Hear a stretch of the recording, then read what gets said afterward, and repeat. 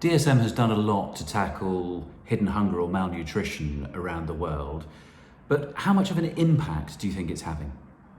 I think DSM is really the number one industrial player supporting malnutrition, bottom of the pyramid activities around the world for the last 10, 15 years, working very closely to the UN, and it has a really big impact. We're talking many hundreds of millions of children that do not have stunting anymore, have growth rates that are similar to European growth rates. And this has a really big impact, not just on the health of these individuals, but on their ability to go to school, their ability to learn.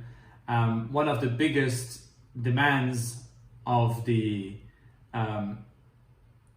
children in Africa is to actually have a development that is similar to any other children around the world so that they can go and get educated. How much more innovation do you think we're going to see in order to tackle hidden hunger?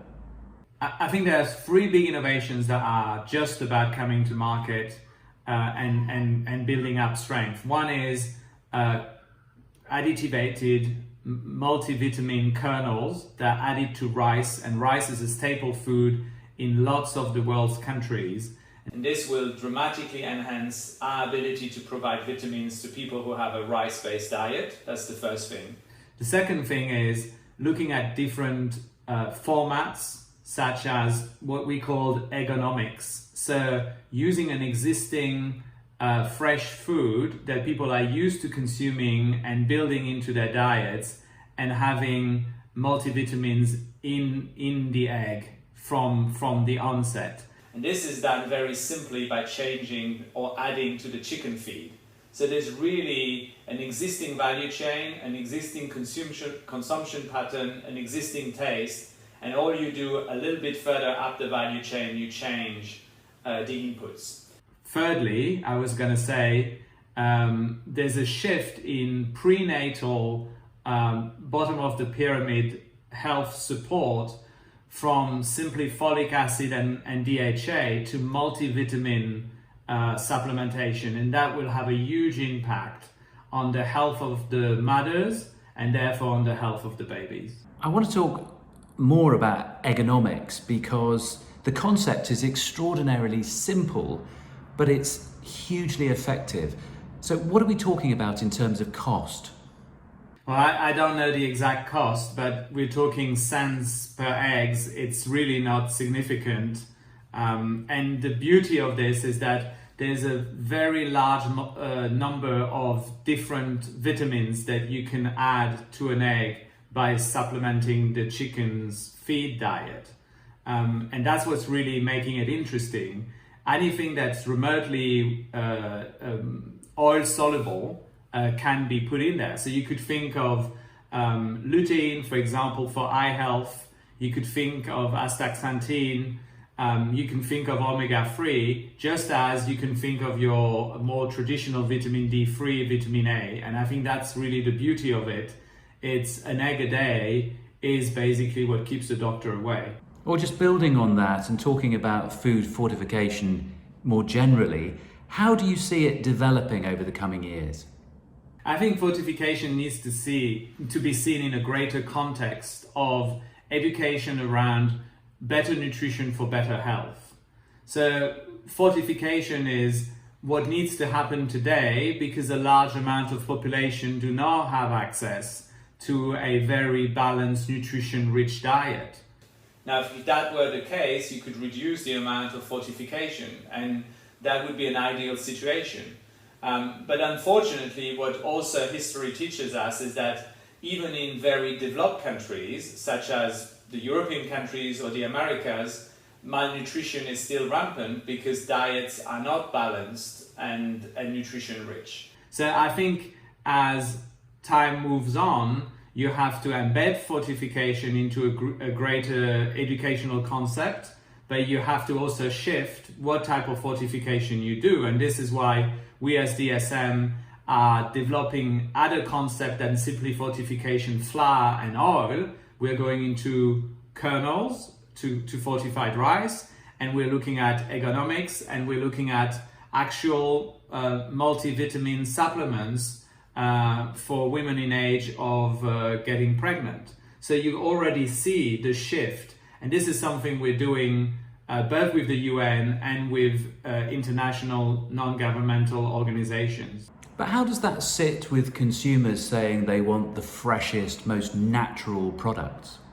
I think this is a very valid and absolutely interesting way of looking at nutrition, that we should always seek to have the freshest ingredients because they contain the highest quantity of nutrients that are immediately active.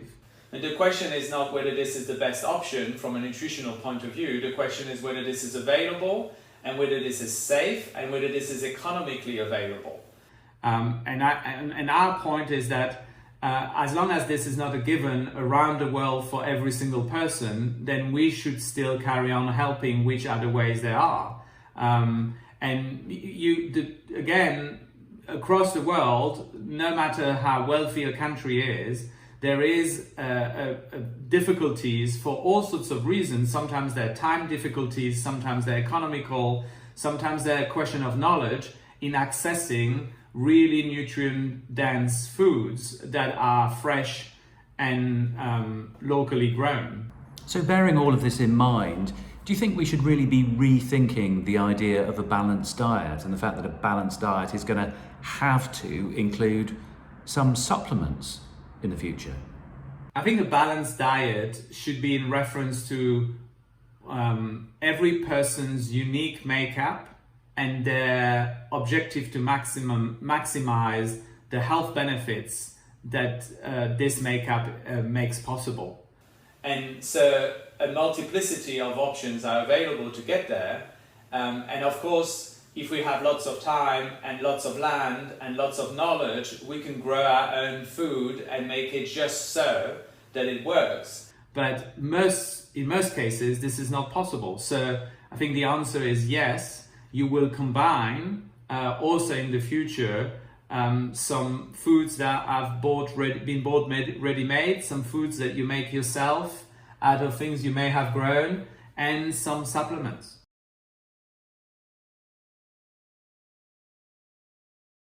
Moving on to talk about obesity, there is an obesity epidemic at the moment. And in some ways, we've been talking about hidden hunger, but in some ways, obesity is probably a harder problem to fix, isn't it? I think obesity is very difficult to fix because it's a combination of changing eating habits and changing environment and levels of activity in that environment, and the opportunity cost of food. So it's no secret that obesity is rather an issue in fast developing and very developed countries. And as an example, in fast developing countries, you have a penetration of ready to consume food at a rather low cost to get them, and a decrease in outdoor activities and an increase in availability of transportation, for example. So that means that a certain number of countries, an example of which is Malaysia, has the highest rate of obesity in children below 15 because there's a combination of factors that happen at the same time. You move away from a traditional, very varied Southeast Asian diet. You have a lot of availability of cars and transport, so children no longer have to walk or play outside. They have the ability to watch TV, etc. And at the same time, food is becoming available in pre-packaged, off-the-shelf, very low cost, largely carbs-based. And that combination, I'm tempted to say, is lethal. And in the fight against obesity, would you say that sugar reduction is actually where we need to be concentrating? So I think the issue of obesity is overeating calories, right? So if you have too many calories that are available and you just consume them, that's what creates obesity.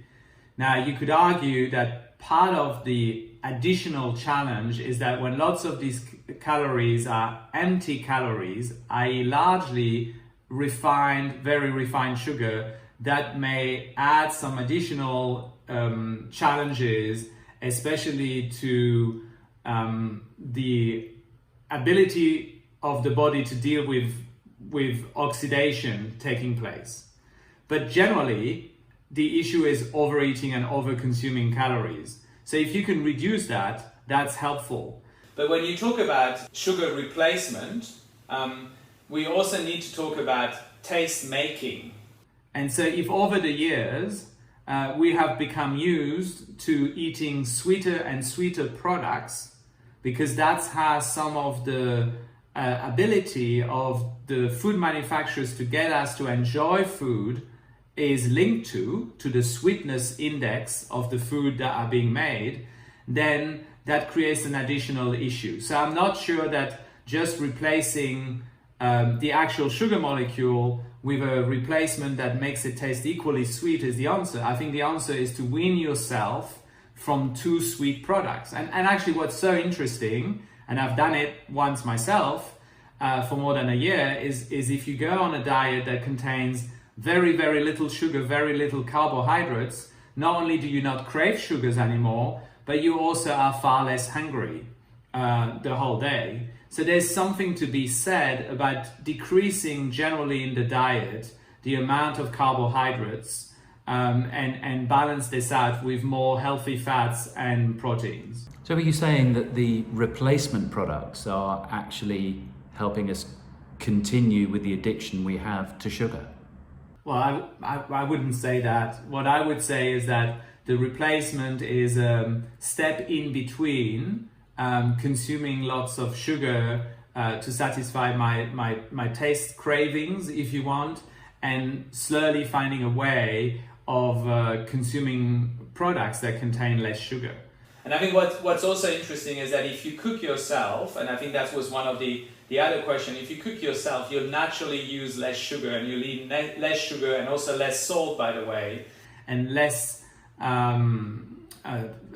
flavor enhancing compounds than if you buy ready-made. So, of course, just like for early life nutrition, it's important to advertise that consuming a balanced diet made of fresh ingredients that you have cooked yourself has a number of benefits, not just in the total amount of calories ingested, but in the nutrition density. And interestingly, psychologically, there's some studies that demonstrate that if you cook yourself, you actually eat less in volume, because you kind of remember the effort that was put into creating the food.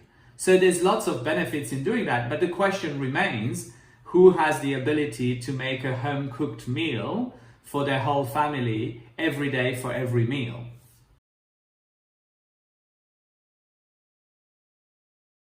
How do you think the pandemic has changed the way in which people think about their health and think about looking after themselves? Well, I think you're entirely right. The awareness of the consequences of a not so healthy lifestyle on the risk you're taking when you get confronted with a disease such as COVID has increased.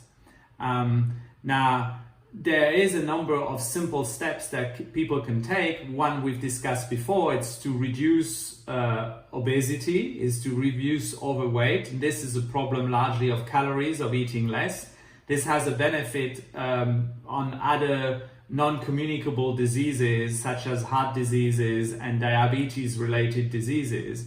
But the other thing that I think people have discovered is that a certain number of nutrients play a key role in how their body has the ability to develop sufficient immunity to fight off diseases. And this is, for example, the ideal level of vitamin D3. And again, here, changing habits of working indoors, of consuming different types of product means that our ability to synthesize D3 ourselves is lowered.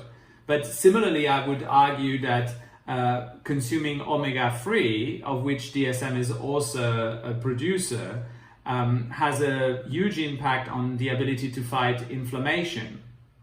And this is also so there's a number of micronutrients that people are becoming aware work synergistically in establishing a better basic health line, healthy living line, that helps to then fight the disease and not suffer so much from it. So perhaps one of the things the pandemic has done is make people understand the importance of nutrition, the importance of supplements, vitamins and micronutrients.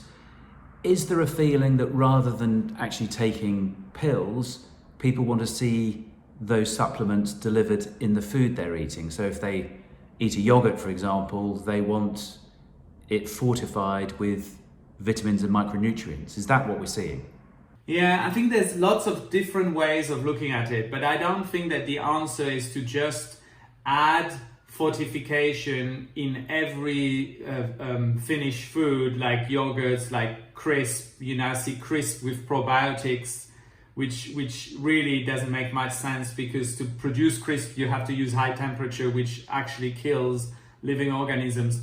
So I don't think this is the answer. I think the answer is really, what is my personal need for nutrients, and how can it be satisfied to an optimum level that I can define as the level that I need? And someone who's active every day, does lots of sports, has a different requirement to recover from using their body that way than someone who is sitting at a desk. And someone who is a responder to caffeine can take in more caffeine and have a healthier heart. Someone who is a non-responder, like myself, who doesn't process caffeine down so well, should actually reduce their caffeine intake to protect their heart. So the level of subtlety and the combination at the personal level is actually what matters. And this is where the industry has to go towards, rather than averaging out everything on everyone, is to actually move towards what exactly is your need, match it to your activity. And more importantly, I think, is because you talk about pill fatigue and what is the format exactly. I think there's something to be said about pills, but I want to know they have been designed for me, and I want to know that there is a measuring and a looping feedback mechanism that tells me it's working. And I think, honestly, the issue at the moment is it's very difficult to know if I take this pill, does it actually do something? Because I can't feel it, right? You don't feel all of a sudden I'm pumped up with D3. That's not something you feel. So you've used the word personal and talked about personalised nutrition. Is that something that DSM is very much getting into, and something that we're going to see much more of as we go into the next decades? Yes, but not in the sense that it will happen tomorrow. So it's not a digital activity that you switch on and it all works. It requires a completely rethinking of what nutrition brings, of what it should enable in terms of health, and how you should get there.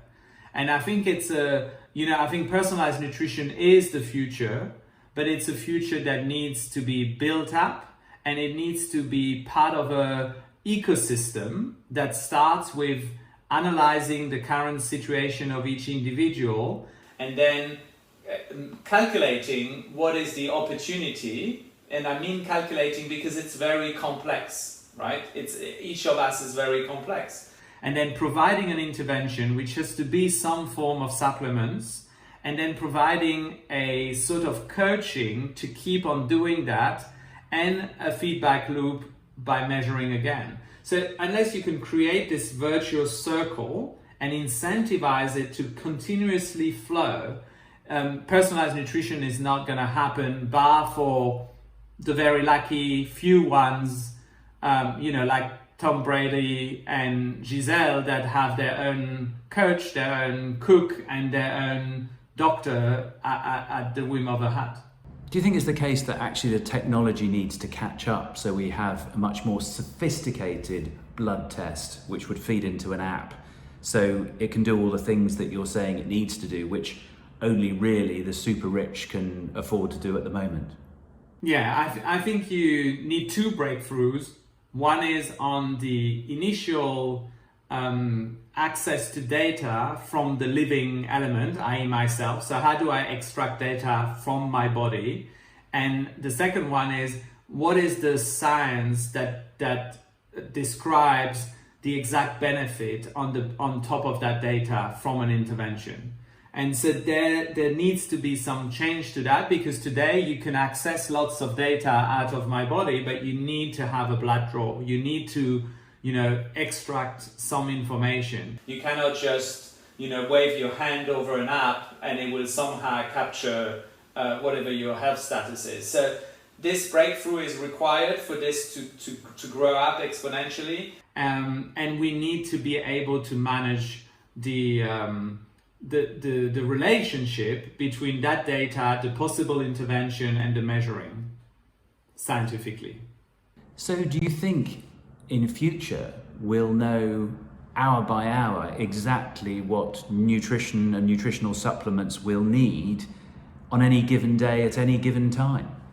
Yes. So the ideal situation would be, and this I've been saying this a little bit like a joke, is that I wake up in the morning, I put my arm through a detector, and by the time I reach my coffee machine, it tells me that I have to put the red, the blue, or the yellow capsule, and it has poured it and blended it in my morning ritual. And then I go and do this, and there is a feedback loop on how many steps I do, what is the outside temperature, how much of water I've drank. And in the evening, as I come in and I want to have my evening tea, it provides me with the elements I need to regenerate my body. And that's the moment where we'll all do it, because it makes sense, it's part of a ritual, and it's non-intrusive. Just exactly as if you'd asked me 5 years ago whether it would be helpful for me to measure every single step, the number of times during the day that I stand up, the number of times that I breathe down and in to meditate, I would have told you, no, not useful, very difficult, why would I do that? And now in the next hour, my watch will tell me that actually I failed to stand up today. And then I will stand up in front of you.